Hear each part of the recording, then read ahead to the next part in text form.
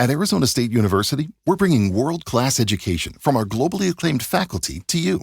Earn your degree from the nation's most innovative university. Online. That's a degree better. Learn more at asuonline.asu.edu. Welcome to the Deep Dive. Today we're really diving in, embarking on a mission to unpack the incredible launch of Superman 2025, this deep dive. It's basically your shortcut to getting up to speed on its huge box office win, the really positive reviews from critics and audiences alike, and crucially, what this massive success means for the whole future of the DC universe. This film hasn't just shown up; it's really landed with this unprecedented impact. It feels like it's signaling a whole revitalized superhero landscape. So, let's kick things off by looking at Superman 2025's just astonishing box office performance. This film, written and directed by James Gunn. You've got David Corenswet as Superman, Rachel Brosnahan as Lois Lane, Nicholas Hoult as Lex Luthor.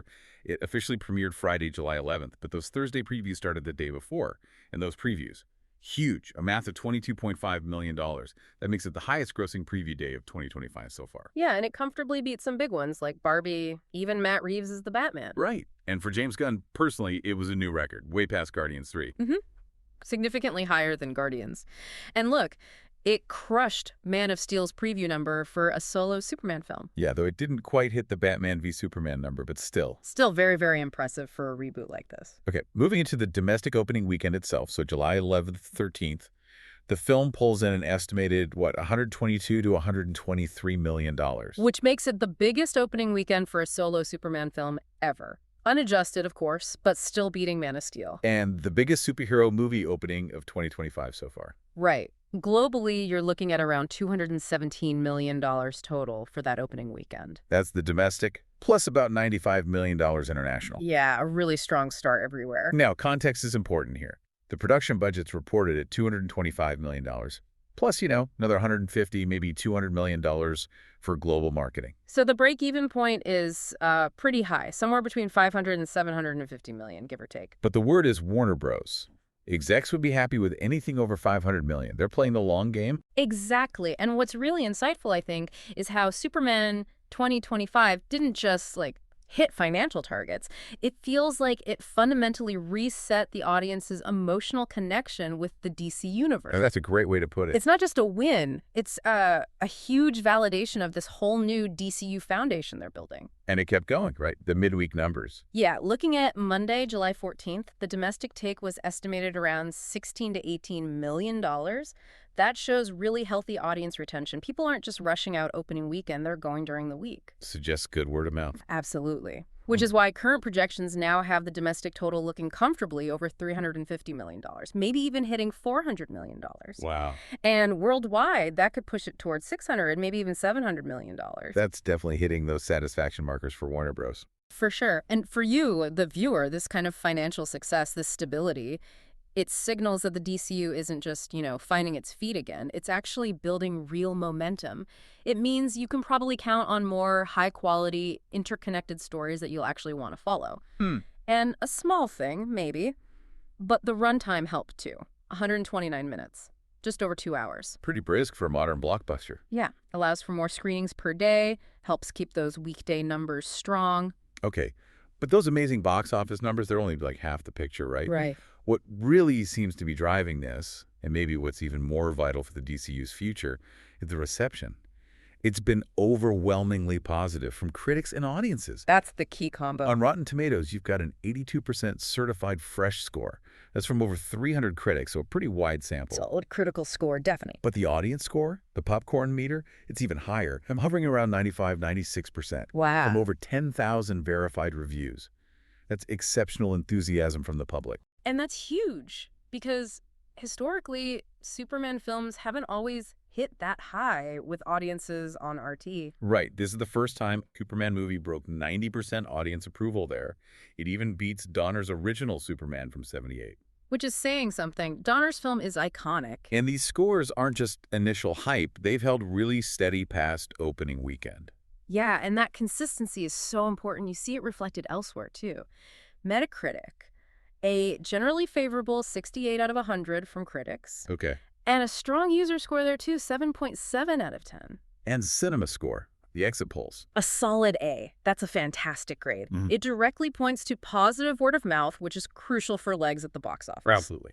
And then there's post-track surveys, which dig a bit deeper.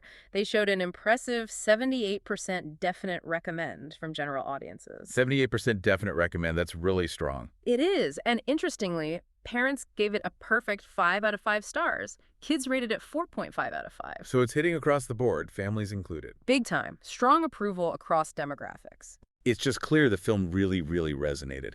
And you have to think a huge part of that is the cast. Oh, definitely. David Cornswet's performance as Clark Kent and Superman, Yeah. just widely praised. He seems to perfectly capture that classic idealism, that earnestness, but with a fresh, modern feel. Mm-hmm. He embodies both sides so well. And yeah, the physical transformation didn't hurt either. Ah, no kidding. And Rachel Brosnahan as Lois Lane. People love her. Sharp, smart. And the chemistry between her and Cornswet is palpable, right? Totally. And because their relationship is already established in the film, you get that immediate emotional connection. No need for a slow burn origin romance. Which was a smart move. Nicholas Holt's Lex Luthor, too, getting good notices. Yeah, a different take. Intellectual menace, nuanced. Avoids caricature, which is good. Yeah. And the supporting cast, all those other heroes. Hawkgirl, Mr. Terrific, Metamorpho, Guy Gardner. Right. They bring the wider DC universe to life, but without, hijacking the main Superman story. It feels balanced. And overall, the tone, guided by Gunn's vision. Everyone seems to agree. Yeah. Hopeful, optimistic, fun. A refreshing change, wasn't it? Especially for the DC brand lately. Definitely. It really hits those core Superman values. Gunn talked about making it a story about human kindness, about hope, kindness, and truth. And it feels like that landed. That consistent acclaim from critics and audiences is just so vital for the DCU's future, especially given, the challenges they've had before. Right, like Man of Steel. Financially, it did okay. Yeah, decent numbers, but critically divisive. That shaky foundation really impacted the whole DCEU going forward. So Superman 2025 learned from that. It seems so. They clearly prioritized getting both the critics and the audience on board by going back to Superman's hopeful, optimistic core. And look, it clearly paid off. This broad appeal, the positive buzz, that's what gives a franchise real longevity. So for us, for you watching at home, it means you can probably expect a more cohesive, more satisfying viewing experience from DC now. It builds trust. You're more likely to show up for the next film, the next series, because you believe in the quality and the vision. Okay, so let's unpack that. What does this all mean for the future of the DCU? Because it feels like this film is foundational, really setting the stage for this whole ambitious new era.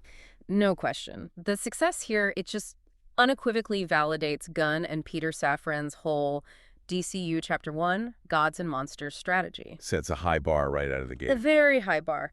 It proves Gunn's specific style, that mix of humor, heart, character focus, respect for the comics, can work on a massive scale. Connects with critics and the general audience. Exactly. Which is a powerful endorsement, especially after, the previous DCEU's ups and downs and the bold move to recast Superman, moving on from Henry Cavill. Yeah, that was a big gamble. Huge. And Gunn himself has said, look, success isn't just about hitting $700 million worldwide. It's about building the brand long-term, getting audiences positively engaged. Right.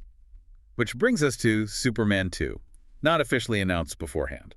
But you gotta think those discussions are happening right now very seriously. A direct sequel with Cornswet feels like a lock, doesn't it? Pretty much guaranteed.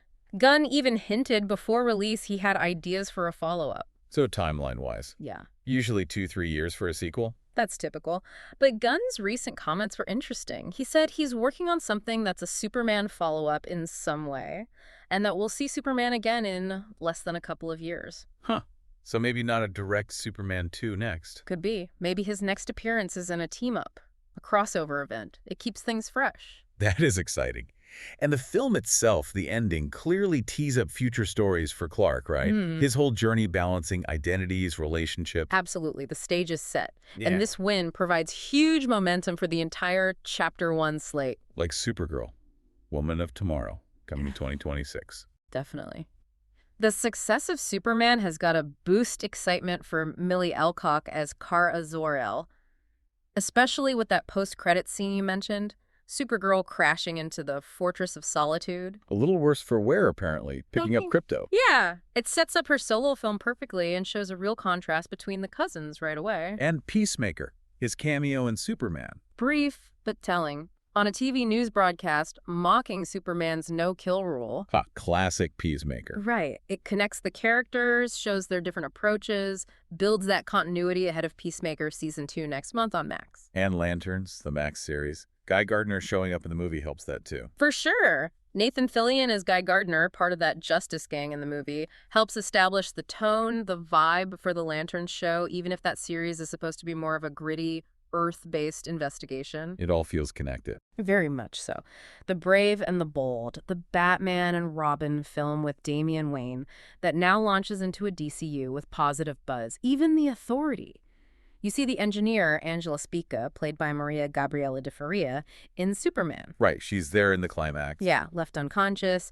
It neatly sets up the Authority movie, that potentially darker, more complex team. So many threads. Clayface, Swamp Thing. All those announced projects under Chapter 1, they all benefit from this wave of enthusiasm and confidence generated by Superman. It feels like genuine world building. That Justice Gang you mentioned, Mr. Terrific, Hawkgirl, Metamorpho, Green Lantern. Even if they don't call themselves the Justice League yet, it Right. lays the groundwork. It shows the potential for a bigger team down the line.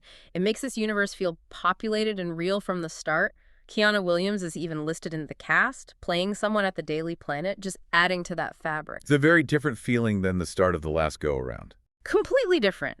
This feels planned, cohesive. For you, the viewer, it means you're not just watching isolated movies. You're getting drawn into a bigger, interconnected story that seems to actually know where it's going.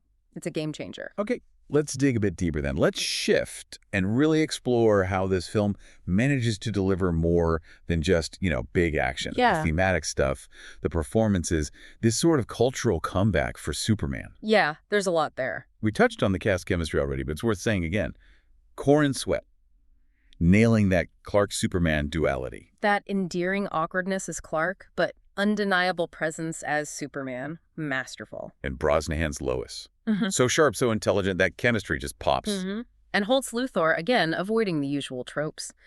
That cold, obsessive intellect is quite chilling. And the whole supporting cast, the metahumans, they just bring the world alive. They really do. It feels like a lived-in universe. And thematically, the film really seems to resonate. Gunn focusing on truth, justice, kindness. Those core Superman values, it feels like they landed with audiences in a big way. He's portrayed as a symbol of hope, right? Not just power. Exactly. And that feels, well, needed right now. An optimistic counterpoint in a superhero landscape that's often pretty dark or cynical. That mix Gunn does so well. Epic action, but also real heart. And that touch of humor. It creates a really balanced tone, doesn't it? Critics and audiences both seem to find it refreshing. The film explores being good in a cynical world. Superman as this immigrant embodying American ideals. Themes that strike a chord, and it even touches on how public opinion can be manipulated, how figures like Luthor can twist a hero's image. Which feels very relevant today. Definitely reflects some current anxieties. And what's fascinating is how these themes and performances connect directly to your experience as a viewer. Why is this shift in tone, this focus on hope and kindness, hitting so hard now? Yeah, why? Well, I think audiences are genuinely hungry for stories that uplift, that inspire, especially after years of maybe darker, more deconstructionist takes on heroes. It signals a potential future for superhero stories generally, maybe moving back towards embracing the core virtues that made these characters endure in the first place. So it's not just a DC thing, it's broader. Could be. And you see that commitment to the character's roots in the film itself, like bringing in Krypto, the superdog. Who's apparently pretty integral. Right. Not just a cute cameo. Adds charm, humor, grounds it in the comics. And the hypnotic glasses explanation for his identity. A clever little nod.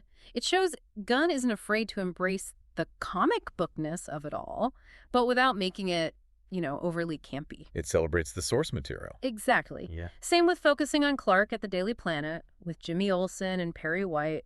It highlights journalism, truth, themes Gunn cares about. So for you watching, it allows for a deeper connection. I think so. It makes Superman's journey, his values, feel relevant personally. It reminds you that great stories need more than just spectacle.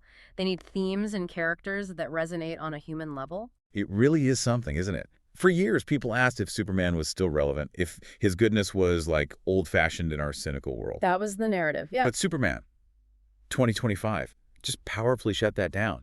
It proved audiences do still crave earnest heroism. They leaned into the optimism, the morality. And it worked. Big time. The message of kindness, of humanity, it clearly resonated deeply. It's a positive counterstory. And think about the timing.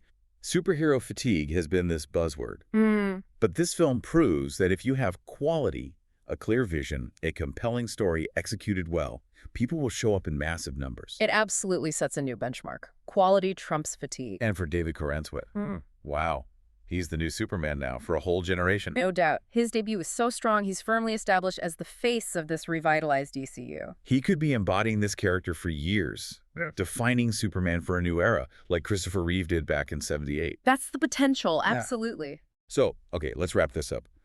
The core takeaway from this deep dive seems clear.